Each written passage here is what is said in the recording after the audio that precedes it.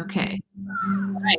So we're always behind Amber, so they'll see us live. So they're very kind to give us a second. Yeah. Oh, you mean there's a delay? There's a tiny delay for us. So if you refresh the page, you should see us live now, and then you can share it. Okay. Just let me know when you do. Okay, I'm working on it. Yep, take your time.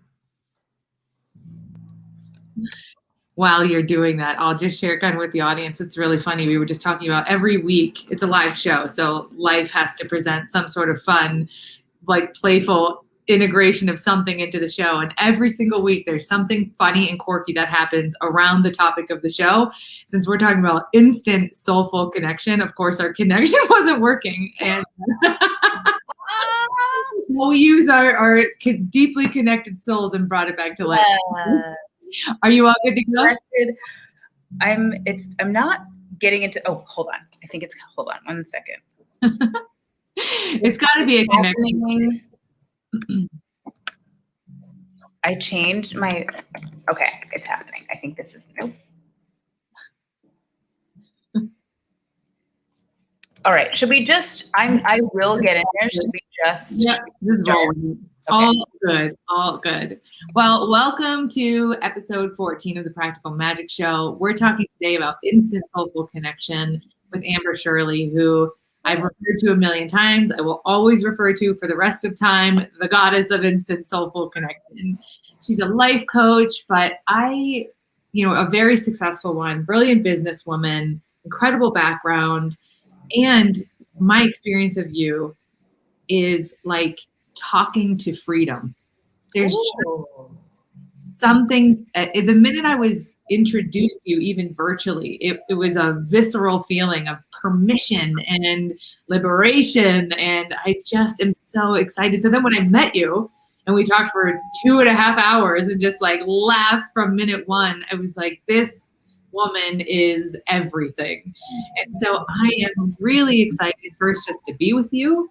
And second, to pick your brain and reverse engineer the magic of instant soulful connection. So I often refer to this show as the Penn and Teller of like creativity in the business world. So Penn and Teller, they show magic and then they show you the trick. So I can't wait to learn like what's behind the curtain on your total gift of instant soulful connection. So thank you for being here. Oh, thank you for having me. I've been really looking forward to this just because of the conversation, the connection that we had leading up to this, and just what a joy it is to be in your presence, that I know we're going to have a lot of fun. So I'm excited. Also, my neighbors just started serenading us with a guitar. Can you hear it? I can. Thank you, neighbors. Part of the show. Usually it's like a jackhammer or like that could happen. That could still. I live in New York. It's all possible. So I think it's a really, really fitting time to be in this conversation anyway, because for years we've lived in this really highly connected but devoid of connection culture. And in our like social political climate right now, there's so much talking, but so little connecting. And then just sort of on the third level of just really important human like necessity to feel connected. Yeah. I think I'd love to know from you, what is your experience of soulful connection versus what most people are experiencing most of the time? That's a great question, because I think that my first experiences in terms of connection were deep, soulful connections. And then I think I learned later, kind of playing some like societal rules, what it was to have more surface level type connections, right? And what I will say, I would love to speak to like this past year in particular. Being in the pandemic, in quarantine, I went through kind of a metamorphosis where I experienced a disconnection to myself that I hadn't in quite some time. So I was feeling really deeply, I didn't feel disconnected from other people in the way that I was hearing a lot of people share their stories of feeling very lonely and disconnected being in a pandemic. What I was experiencing was learning and unlearning things about myself. And I came to realize that there were certain things within me that had kept me from going even deeper in certain relationships, because we can only meet other people as deeply as we're willing to meet ourselves, right? And there were certain parts of myself that I was keeping from me that wasn't allowing me to connect in the truest way of connection, meaning there is only one thing, we're all it. We're part of this great whole, right? The idea of disconnection is one of the greatest myths and lies that has been fed to us as humans moving through like this physical plane, right? But I think one of the reasons why we experience disconnection is so we can have the joy of the connection and the reunion, even when that happens from an internal standpoint where we feel disconnected from ourselves. We have this opportunity to relearn and get to know and return home. Because when we have that internal sense of home and safety and trust, then we have the permission to share that with others. That's incredibly beautiful. And I'm curious, what was it about kind of being in lockdown or whatever, in isolation, that allowed you to experience that within yourself differently? I think the main thing was that I didn't run from it, right? Like I realized this is what it is, because so much of our pain is from wanting to work against what is, right? We were in a global pandemic. The city was shut down. I wasn't seeing friends and family in person. So I just accepted that as the reality that it was, rather than fighting against it. And then I really started thinking about, what will I do with this time, right? My grandfather used to talk a lot about, we have this lifetime. You don't know how long it's going to be. You can still decide, what are you going to do with the time that you have? So I had heard somebody say, like, this could be up to 2 years in the very beginning, like February, before it really hit the States. And I thought, okay, so I'll have like 2 years like be with myself in this way. What am I going to do? And so I focused on some projects and my business, and some things that were really conscious, and other things that just kind of like happened. Like I started baking a ton, like eating a lot of sweets. I had a plan for that, but I'm glad for the quarantine weight. But what I was very aware of was I was going to create something in a way that was really intentional. So I could look back at this time and say, in this time, in this chapter of my life, this is what I focused on, and this is what I intentionally created. And deepening into relationships, new and old, was a really important part of that. Well, I think I heard something really important, and then I really want to go into like how you cultivated those deeper relationships in a time of, quote, isolation, which is, I think, such an awesome conversation foundation. But I don't want to miss the point that what you said earlier was that the connection sort of started within yourself. You can take, I had forgotten that phrase. So thank you for reminding me that you can only be with others at the level at which you're willing to be with yourself. And for me, that makes sense then, that COVID and this pandemic actually allowed you to experience greater connection, because one of the things that pre-pandemic, I feel like everybody, self included, was moving at warp speed all the time. And it was almost kind of like slamming on the brakes on the highway going 70 miles an hour, where everybody kind of like went up to the glass for a second and was like, whoa, and you have to sit at home and be at home. And I think for a lot of people that was super jarring and created that experience of disconnection and isolation and a lot of the mental health challenges that we're kind of seeing now. But you flipped that and said, okay, I can't be with anybody. I have to be with myself. But how different is that than be by myself. Yes. Right? That distinction and making a decision to be with yourself rather than I'm alone, I'm by myself, then opens up new possibilities of what could that look like? What could that be if I am making this a creation of being with myself in a new way? Then I would obviously have to start being with other people in a new way, which looked a lot like things like this. We've never met in person, Right. but we do have a deep connection.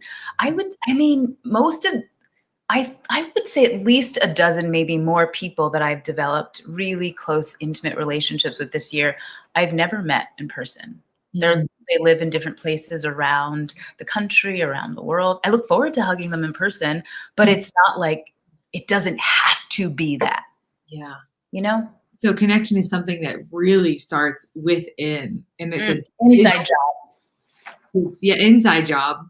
And what's so cool about that is because it's such an inside job, the outside has so little to do with it. Meaning like the outside people you're spending time with, the circumstances with whom you're spending time, right? We're on Zoom, social media, and there's this super connection here. We will meet in person, but who knows when? It's not detracting from the connection.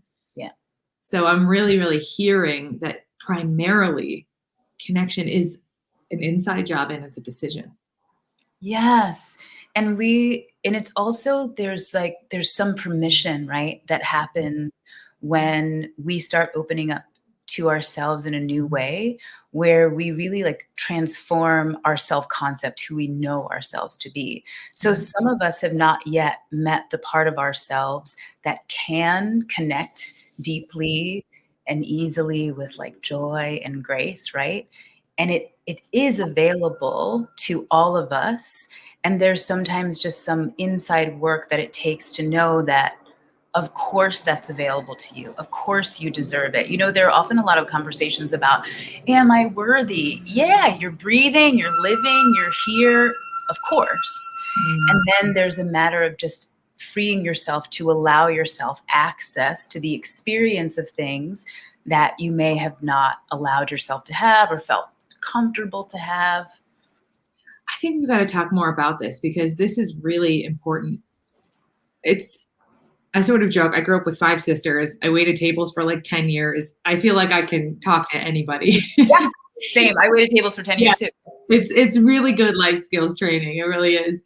It helps you bridge that gap where you can, create space for deep connection. But you said something really important, which is permission to access the part of you who can connect deeply with joy and ease. And I think that is really, I don't want to miss or skip over that because I think one of the things that I hear most frequently around connecting is, oh, I'm not good at talking to other people. Oh, I hate the awkward social situations. I hate that silence, like, oh, I don't know what to say. So would you say those are kind of symptoms of blocked access to that deeper part who can connect? I love that, Vanessa. Symptoms of it, right? That makes so much sense. And yes, I would 100% agree with you, because if the idea, the belief, right, we're really passionate about how we know ourselves to be, right? Like on the level of identity. So if you are telling yourself, it's really hard for me to connect, I'm just awkward, I'm just the kind of person that doesn't have those deep connections, or it takes me a really long time to feel comfortable around people, then you will continue to have all the thoughts, the feelings, and beliefs that support that level of identity, right? So it's just something to be aware of. We can catch ourselves when we want to say, that's very difficult for me. That's not available to me, right? And then just get really curious about it. If you were to take radical responsibility for the relationships that you do have, then you can just look at it through a lens of curiosity. Like, oh, I've been saying that about myself for a really long time. Does that even have to be true, right? And then to maintain that thought, you have to be a certain way. You have to keep thoughts like that, keep company like that, keep beliefs that continue to reinforce that's just who I am. that is an option. It's available to you. And would you like a greater experience of deeper connection? Then you can start asking yourself different questions about yourself, you know? That really hits home for me because I'm learning a lot about myself lately in that I don't really know myself that well at all, which is actually a relief. And I joke because my husband and I were buying a house and I had all these like super rigid, like, I'm not going to live there and I don't want a house like that. And I don't want it. And it was like very, that's the right attitude. And then we'd walk into a house that I was like, sure, I was going to hate and be like, oh my God, I love this house. To me, like, I have no idea what I want. Like, which A, makes it hard to create something, but B, like, it's pretty refreshing because it has me asking, what else do I think I know about myself that I don't know at all? Like, I swore I never wear a mermaid wedding dress, and what did I buy? It's funny, but like, what if I took that same thing into connecting with people? So I love the permission to be like, you think that's you, but that could be, you could be anything else too. Yes. And it also gives you have space then to let other people be them, right? So when we find ourselves saying things like, well, he always does this and she never does this, and I'm sure he's going to do this, so I can rely on them to like not be that, right? Is then when you are starting to relate to yourself in a new way and getting really curious about yourself, then you also can come in empty with other people, right? Mm-hmm. That they may have been that thing you knew them to be a year ago, a decade ago, a week ago, yesterday. But then like creating that space. Oh, that's another thing I would say too. Like space is really important for connection. Like when you talked about knowing yourself, and like, maybe I do love mermaid dresses, right? instead of having all of the space taken up in your brain with like the mind chatter, you just start to have more space for possibilities. So when you are open, like that blank canvas, that space actually creates connection. And like, as you become more expansive, you're just like meeting in that quantum field of connection possibilities. I really love that. And I love that you use that in terms of people you know, because that is, oh my goodness, that is so true, where you just decide in advance how someone's going to be, how they're going to act. And so of course you meet whatever they say through that lens and you go, yep, see, I knew he'd show up that way. But like the same potential, I guess, would be there for meeting someone new, because if I think about, you know, before we got on today, I was doing a whole bunch of research for different podcasts and things, as I have my book coming out and I want to connect with all these new people. There's that chatter that's like, you can't reach out to them, you hardly know them, blah, blah. And so that takes up space. So if I were to think about what you just said, even in terms of a brand new relationship, don't crowd out that infinite potential with these like really non-useful ideas. Just meet the space with curiosity. I think that's brilliant. And everyone, regardless of who they are, what they do, whatever like name they have created for themselves out in the world, there's still no substitute for a genuine connection, right? Mm-hmm. So even the thoughts you're having, like, oh, would that person even have time for me? Chances are that person is just as ready, eager, willing to have a real connection as anyone would, you know? That is so true. Something you don't know. I'll tell you right now. The day that we met, I was in the worst mood. Really? I had no idea.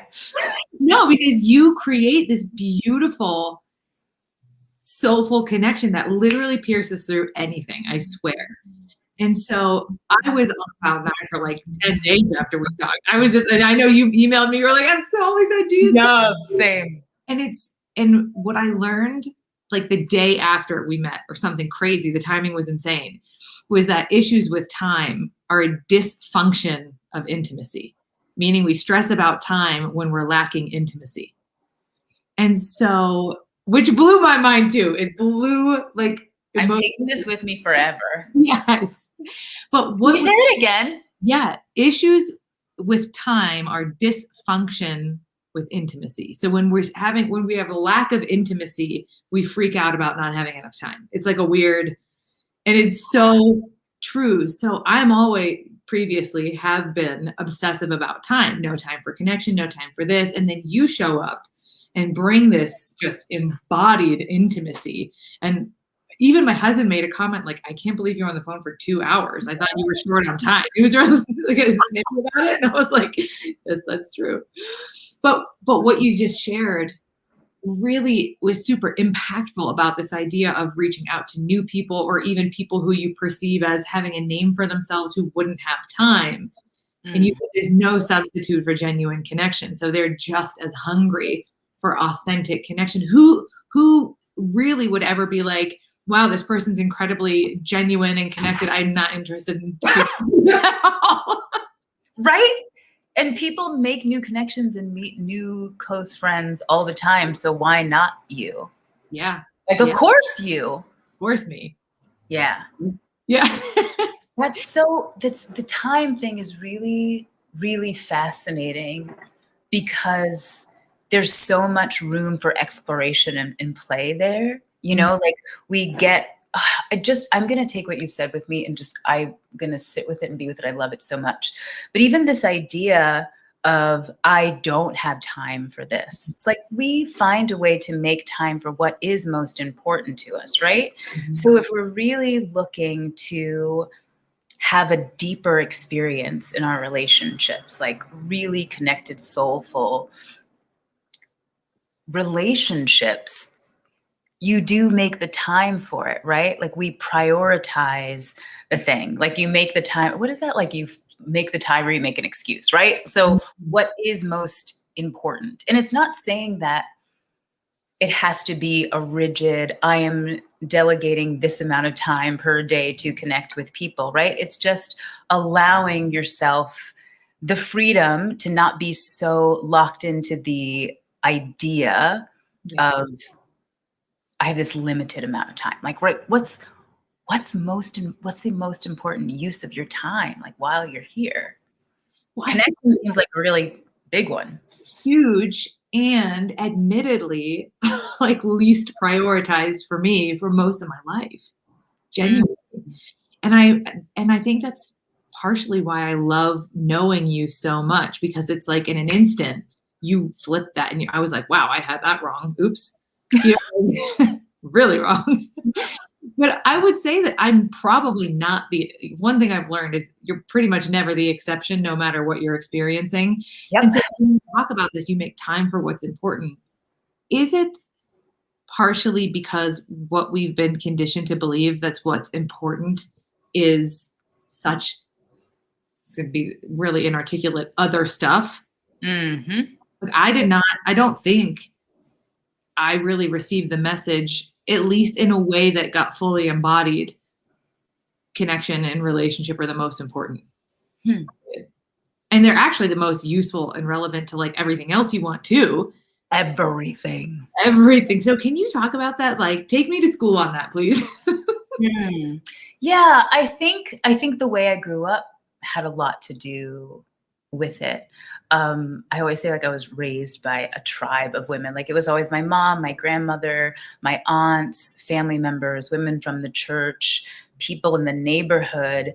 It was just this idea of the collective, right? So there wasn't like a nuclear family, and that was it. And I noticed, like I've seen in other families when the children grow up, they have children and they go and they have their home and their lives, and they see each other like on holidays.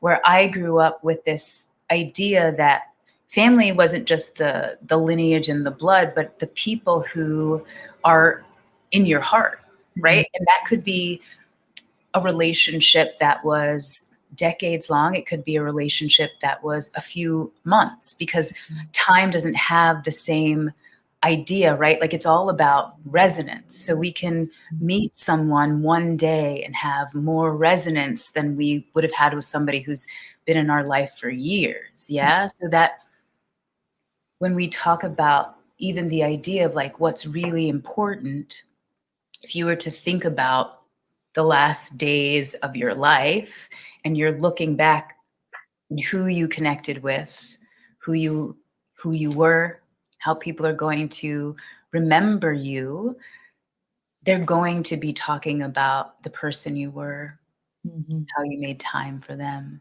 Even if you were really busy, you found moments for connection. You know, it'll be like, oh, that one time he took me fishing. You know, that one day we blowing my mind about what you're saying. I'm sorry to interrupt you, but I have to. Please. So you said two things that are just kind of like break my synapses over here. Is that it's not really like deep connection is not a function of time. It's more a function of resonance. Like you could resonate more with someone I mean, we're on like really like 3.5 hours of our relationship. And the resonance is like the equivalent of like 30 years. Yes. But when you look back, what I heard you say was people will remember like that you made time for them, that you know, and of course, like how you made them feel. But it's like, it's not a function of time to create connection, but actually time, like the amount of time and presence that you give people does matter. Kind of looking back. Does that make sense? It makes so much sense. It's like when somebody will say, oh, thank you so much for making time in your busy schedule. And I say, I always have time. I always have time for the things that I want to do and the people that I want to be with. That is the priority. Like busy is not a priority. It's not a thing like I aspire to. Oh, I'm just literally taking I always have time and putting it right into my declaration, and it's there. And I wish I had like a real emoji of your face and put it. I always have time. Make your face the background of my phone. That's not creepy. I would love it. I love it. I love it. So talk a little bit more about relationships, aside from being the most important thing, just from a deep soulful perspective. I always like to bridge the gap between the internal and the external, because for me, I think my exploration in life is like, how can I, by prioritizing the internal, satisfy all of the relentless desires of the ego, the external, without, because the old model of my life was get, force, create, and then hopefully somewhere down the line, the byproduct of that would be deep soulful connections, but it doesn't work. Spoiler alert. Yeah. It is ineffective. You were trying to reverse engineer. So tell me, please, if you will, from your perspective of this, like deep soulful connection is first and foremost just the most important thing, full stop. But also the most important thing to create all the other things. Can you talk about that? Yes, I love that. And it makes me think of Devin, because we share a coach, Devin Vanison. And he loves to talk about like who you are being. And I think about that all the time, right? So if we really break down like be, I also like that B is in my name, Amber. But if we think about like being, right? There's the B, the letter B first. It's like the belief first, right? So it's the inside job, all the thoughts, the feelings, then the actions that you take over and over, which become your habits. And you have that habit for long enough, then it becomes your level of identity. And so if you can identify yourself on the level of connection, like you know yourself to be a person who cares enough to connect, is genuinely curious, is more interested than invested in being interesting, right?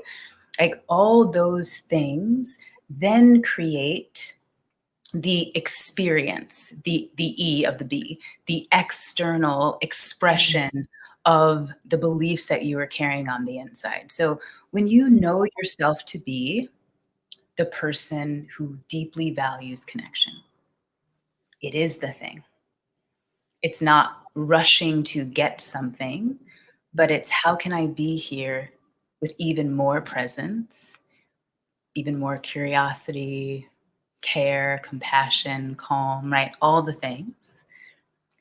That is always being manifested then and reflected back to you. And then it becomes easy to meet other people who live and exist in that way, right? Like water seeking its own level. It's like, of course, I talk to people all the time, all day long. If I love New York, because that's one of the reasons that I love New York, right? It's this opportunity every day to know people, to be with people. Just, you can, even when you think of like the simplest things that we take for granted, like, oh, hey, how are you doing? Versus, how are you? Right? Like same, similar words, but what is your intention behind it? So I think there's a lot, we talked about the inside job, but there's a lot of like that, the believing first, and then the evidence comes in support of the belief. So the evidence is made manifest in the material, physical, human realm. That I've never heard anybody talk about be in that way. And I can't wait to go back and listen to it again. And it's just so awesome. Like, what do you believe and what's the expression of that? Who are you being? And what is that being creating? And I think that's really, really valuable and super important too, because can we talk about what comes right after that too? So what I mean is a lot of the time I talk about and think about who are you being and what is the evidence of that?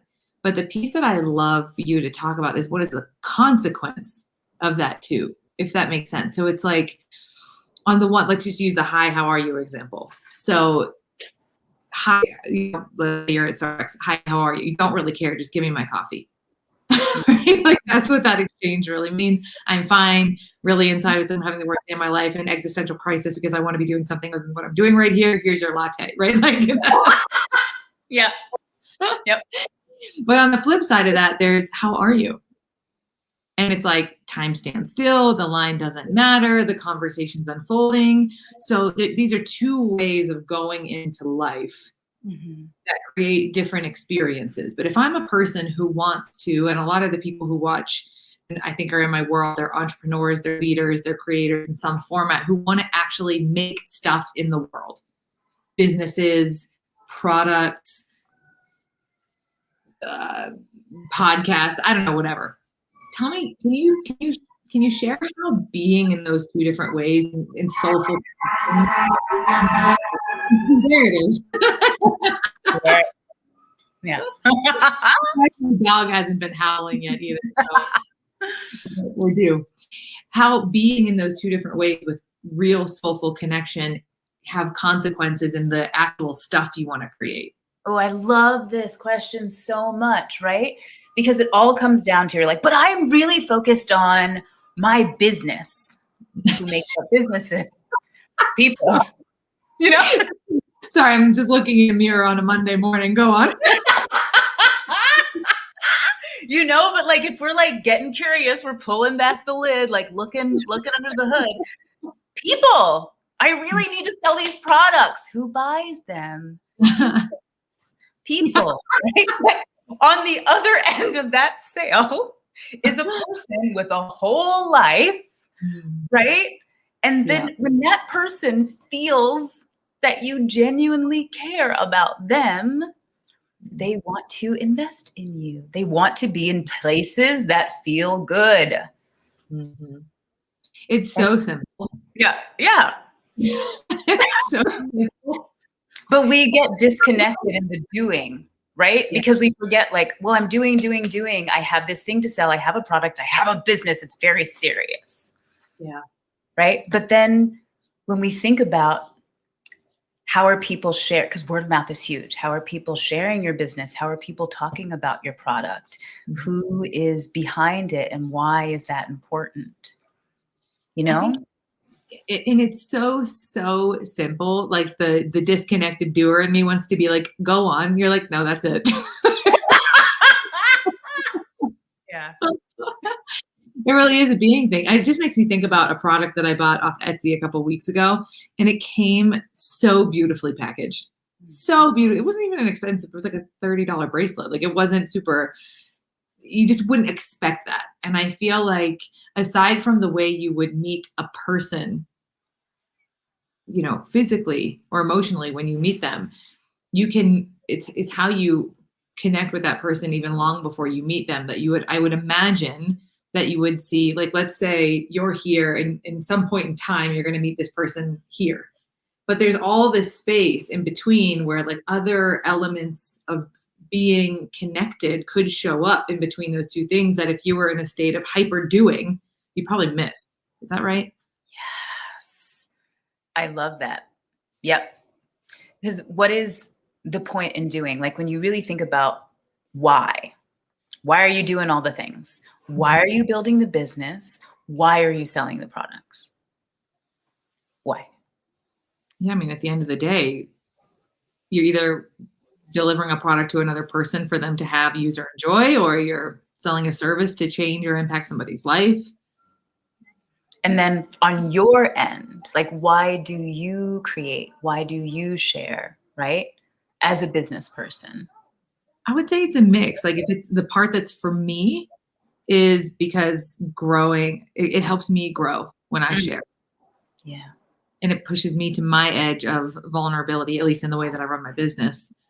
And in another kind of selfish way, it feels great to like, I mean, I'm in a business where it's about making other people feel great. Yeah. And we all then receive those benefits, right? Like, if we're really aware of the impact that our presence has. And for some people, they may only have a small moment of actual in-person, like, touch point with us, right? And then what will that experience be? So if you were just in do mode, treating people as a transaction or a number or currency, and then they have that one moment with you, and that is their experience, that's what they take away, right? They don't feel the presence, they feel the doing. Yeah. Oh, that hits a little too close to home. Bye. Great. Thanks so much. But I genuinely, I mean, I laugh, but it's true. But I love that because it reminds me of what you said earlier about radical responsibility. Because if you're aware of the impact your presence has, you can be aware on different levels. Like, I am aware of the potential impact my presence can have when I am coming from a place of presence and connection and love and curiosity, which is really a beautiful thing to remember and hold awareness of, because if I'm equally taking radical responsibility for the impact my presence has when I'm in this like anxious doer state, what I'm most connected to in the doer state is the impact on results, which is so short-sighted and actually so incomplete, because in fact, it has very ineffective impact on results, and that's anyway. Right? But it's a highly trained anxious dog. But like, if you are like that, this responsibility of awareness of impact, I think is so important. It's so important. Potential impact, and like, if here's the potential, where are you? Yeah. And isn't it such good news to know like how much you can do just by deciding to be aware?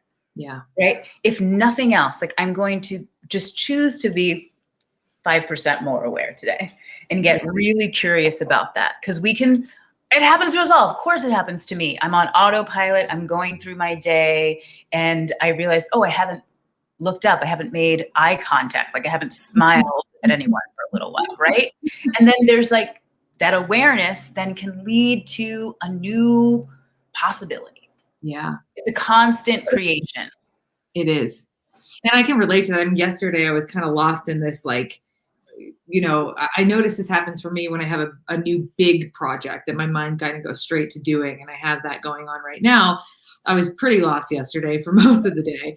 And the more lost I get, the more disconnected I feel, the more I retreat into doer, which is just Yes. the least effective place to go. Sometimes I have the awareness to shift it. Yesterday I didn't. And it was like, I think it must have been like 5 o'clock or something. The day was long done, as I have a 2-year-old, and my sister lives with us right now. And we ended up at some point around like 5 o'clock, me, my husband, my sister, the baby, and the dog were all like jumping around in our bed. And I was like, why didn't I do this at 9 o'clock? I feel like I know exactly what to work on. I know exactly where the rest of the day I'm like spinning around and like, so that really resonates, kind of what you're sharing around, not just the impact that your connection has on others, but the impact that being connected to others has on you. I think that I miss that. Oh, yeah. Oh, yeah. That just gets me thinking, like, when we think about the impact we're having on others, the impact others are having on us, and then how that affects how we go out into the world, right? People who are feeling connected, valued, loved, heard, seen, known, those are the people who are going out and thinking, how can I make this a better place, right? Like, what can I do to bring even more joy, more creativity, like more possibility, right? Those aren't the people thinking like, how can I start a war or hurt someone, right? Like, when you really think about why we value the connection, like why it matters, because we are taking it with us. It's like, it's in us, it's on us, it's radiating from us wherever we go. It's so good. I'm a little bit like speechless over here, which is a good thing. As we kind of wind down, is there anything else? This is a very big question, but you can answer it from wherever you want. Is there anything else you feel like that we didn't hit that's really important for people to know, to understand any aspect of deep soulful connection? Okay, one more thing I would say is that when we're thinking of like connection, if you think of it as a co-creation rather than what could I potentially get from this relationship or this person? Could they introduce me to this? Like, what could this be, right? A co-creation is meant to be a collaboration with infinite possibilities, right? So just moving into the idea of collaboration and relating rather than any sort of like transactional energy, because you get 2, 3 more people together in the space of like we feel genuinely welcome, like we belong in this space, like I feel safe to be all that I am here. More and more of that energy, like there's you, and then there's the person, and then there's this infinite field of possibilities, right? And so I would just say like the awareness of the potential that can happen in all relationships if you're seeing it as a co-creation, because then it takes away all of the what can I get, and then it's like, what can I give? What can we create together? And then it's constantly new too, right? It takes away all of the, I'm expecting you to be exactly as you were yesterday. It's like, we're creating anew over and over. That is exactly what we needed to end on. So good. Nailed it. Absolutely. I mean, almost like cut it out halfway through because I was like, okay, this is noted.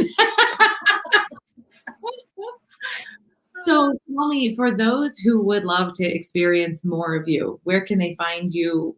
How can they connect with you? Yeah, they can find me on my website, ambershirley.com.